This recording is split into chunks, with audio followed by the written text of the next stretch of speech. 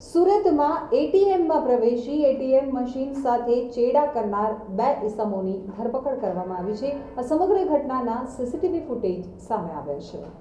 સુરતના ભાટેલ વિસ્તારમાં આવેલ રામદેવ પેટ્રોલ પંપની બાજુમાં આવેલા એટીએમમાં રાત્રિ દરમિયાન બે ઇસમો પ્રવેશ્યા હતા અને એટીએમમાં રૂપિયા નીકાળવાના ભાગે એલ્યુમિનિયમની પટ્ટી લગાવી દીધી હતી।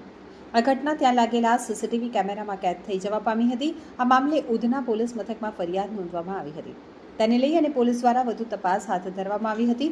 તો આ બનાવમાં ઉધના પોલીસની ટીમે ગણતરીના કલાકોમાં જ સૂરજ રાજારામ ફારુસ અને દીપુ સોલા નાયકને ઝડપી પાડ્યા હતા। આ ઘટનામાં સીસીટીવી ફૂટેજ પણ સામે આવ્યા છે, જેમાં જોઈ શકાય છે કે બે ઈસમો એટીએમમાં પ્રવેશ કરે છે અને બાદમાં એક ઈસમ એટીએમ બહાર વોચ રાખી રહ્યો છે, જ્યારે બીજો ઈસમ એટીએમમાં એલ્યુમિનિયમની પટ્ટી લગાવી રહ્યો છે।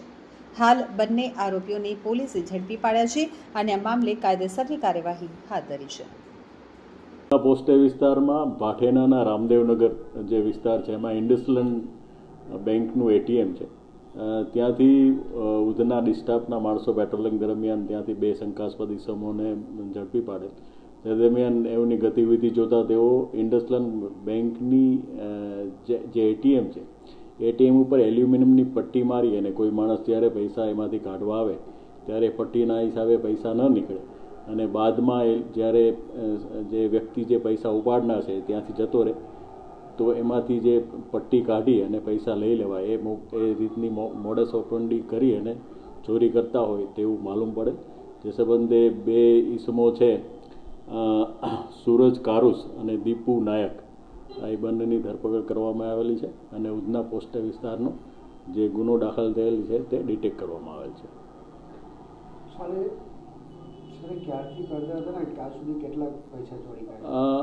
હાલ એની પૂછપરછ ચાલુ છે। અત્યારે ઉધના પોસ્ટ સ્ટેશનનો ગુનો એક ડિટેક્ટ થયેલો છે। બાકી વધુ પૂછપરછ કરતા બાદમાં બીજા ગુનાઓ ખુલે એવી સંભાવનાઓ છે। સર, કોઈ એફઆઈઆર એવું કંઈક લખાયું છે કે બેંકમાં જાણ કર્યું છે કે મારા પૈસા અટકી ગયા છે આવ્યું નથી? નહીં, એ જે તે જે કોઈ ગ્રાહક છે બેંકના ગ્રાહકો એમના પૈસા જો અટકી જાય તો એ સામાન્ય રીતે બેંકમાં જાણ કરતા હોય છે। એ સંબંધે જાણ કરવાથી બેંકવાળાને માલુમ પડે કે આવા કોઈ બનાવ બનેલ છે। ભૂતકાળમાં એક ગુનાઓ છે?